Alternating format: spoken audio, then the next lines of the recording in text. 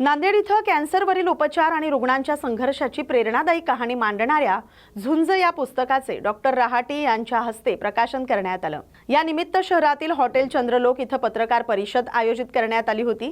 यावेळी डॉक्टर सचिन मर्दा, कॅन्सर तज्ञ, यशोदा हॉस्पिटल यांनी कॅन्सरचे वेळेवर निदान, आधुनिक उपचार पद्धती आणि सकारात्मक दृष्टिकोनाचं महत्त्व स्पष्ट केलं।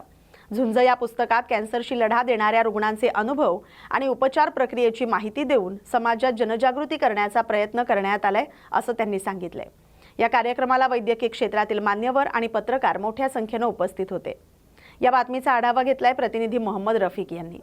इथे सचिन सरांचा सन्मान यासाठी केला की आपण सर्व मागच्या बऱ्याच वर्षापासून यशोदा हॉस्पिटलचं प्रेस रिलीज करतो, कंटेंट बनवतो, रुग्णांची शस्त्रक्रिया समजून घेतो, त्यांनी मात केलेलं समजून घेतो। पण आपण बघितलंय की रोगच होऊ नये म्हणून प्रयत्न करणारा डॉक्टर कसा असावा, डॉक्टर सचिन मर्दा सरांकडे बघून लक्षात येतं। कॅन्सर डे होता, कॅन्सर डेला सरांनी मला खास फोन करून सांगितलं की कॅन्सर डे होता, सर म्हणे की कॅन्सर झाल्यानंतर कॅन्सर खूप महाग आहे, पण कॅन्सर होऊ नये यासाठी आपल्या गोरगरीब सर्वसामान्य माणसासाठी आपण काय करू शकतो? आपण एकच गोष्ट करू शकतो की अवेअरनेस। मग ते अवेअरनेस करण्यासाठी सरांनी ते लिहिलं, पुस्तक लिहिलं। दादांचं पण काम मी विश्वाचं बघतो, तर अशा पद्धतीचे डॉक्टर दुर्मिळ होत चालले। आपल्याला काय वाटतं? सरकारी म्हणून तर दुर्मिळ होत चालले। तर मी सरांसाठी आपल्या सर्वांना विनंती करतो की सर्वांनी टाळ्या वाजवून खूप छान काम आहे, असंच तुमच्या हातून रुग्णसेवा घडत राहू सर। दादा असंच आज दिनांक 10 मार्च 2026 रोजी माझे बंधुतुल्य अत्यंत जवळचे मित्र डॉक्टर सचिन मर्दा, कॅन्सर सर्जन हैदराबाद यांचं पहिलं जे पुस्तक होतं आय एम अनस्टॉपेबल, ते कॅन्सर योद्ध्यांच्या आत्मकथनापर आणि पूरक थेरपीवर होतं। त्याचाच मराठी अनुवाद किंवा मूळचे ते पंढरपूरचे विठ्ठलाच्या गावचे आहेत आणि अनेक जीवनात विठ्ठल म्हणून ते आलेले आहेत, ज्यांचं रोगनिदान, उपचार आणि त्यांना कॅन्सर मुक्त करण्याचा जो त्यांनी म्हणजे ध्यास घेतलेला आहे आणि तो पूर्ण केलेला आहे, असा तो त्यांचा प्रवास सगळ्यांना प्रेरणादायी ठरणारा। या पुस्तकामध्ये सगळ्यात चांगली बाब म्हणजे कॅन्सर योद्धे जे आहेत, कॅन्सर मुक्त होणारे पेशंट, त्यांनी स्वतः आत्मकथनपर लेखन केलेलं आहे, जे इतर कॅन्सर पीडित रुग्णांचं खच्चीकरण होऊ देणार नाही, त्यांना त्याच्यात पॉझिटिव्ह एनर्जी मिळून पुढे सरकायला शक्ती देईल, अशा पद्धतीचं ते वर्णन आहे। दुसरं, आपण आजचा जो काही काल आहे तो तथ्याला धरून आहे। आपण तथ्याला धरून उपचार केला पाहिजे। प्रत्येक गोष्ट गुगलवर उपलब्ध आहे, प्रत्येकाला सगळी माहिती आहे आणि तथ्याला अनुसरून रोगनिदान करणे, त्याचा उपचार करणे आणि ह्या म्हणजे सततच्या बदलत्या युगामध्ये म्हणजे उपचार पद्धतीमध्ये अनेक बदल घडून येतात। त्या बदलाला योग्य वेळेस स्वीकारून रुग्णांपर्यंत पोहोचवायचं जे काम सचिनजी करतायत ते मी अत्यंत जवळून बघत आहोत।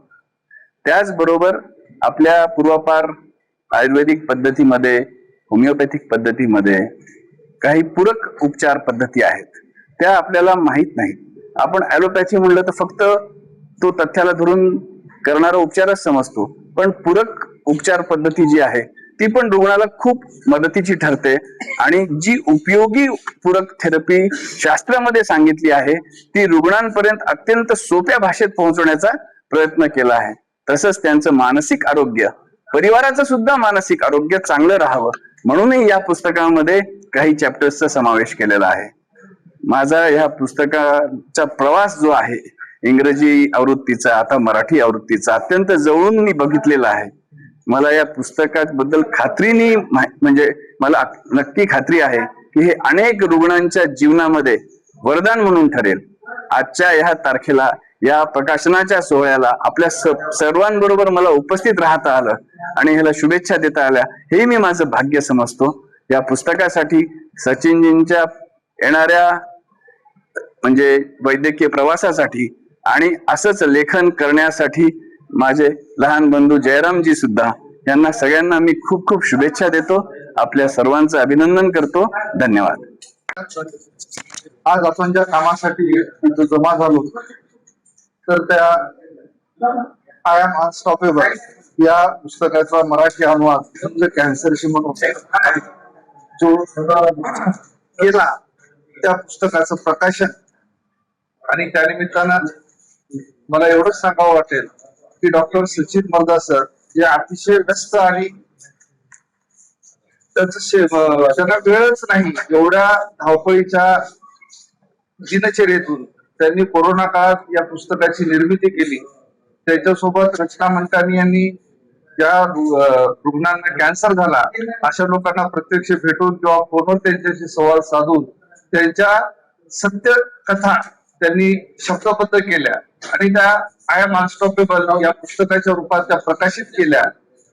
हे पुस्तक एवढं ज्ञानवर्धक आहे आणि हे कॅन्सर झालेल्याच रुग्णांनी वाचायला पाहिजे अशातला प्रकार नाही, तर प्रत्येकाने आपल्या आरोग्यासाठी आपल्या आरोग्यविषयक जागृतीसाठी हे पुस्तक प्रत्येकाने वाचलं पाहिजे असं हे पुस्तक आहे.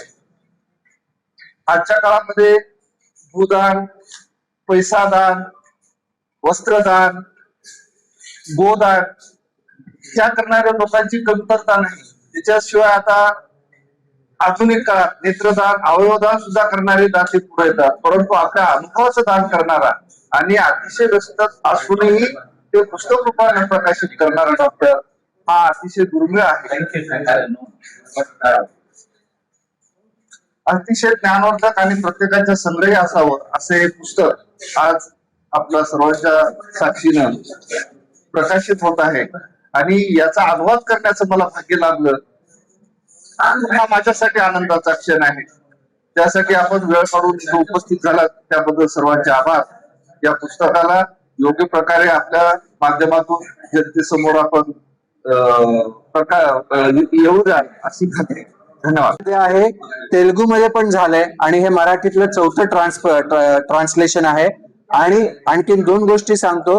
एक माझा पेशंट आहे जो केनियामध्ये आहे आणि एक पेशंट बांगलादेशमध्ये आहे.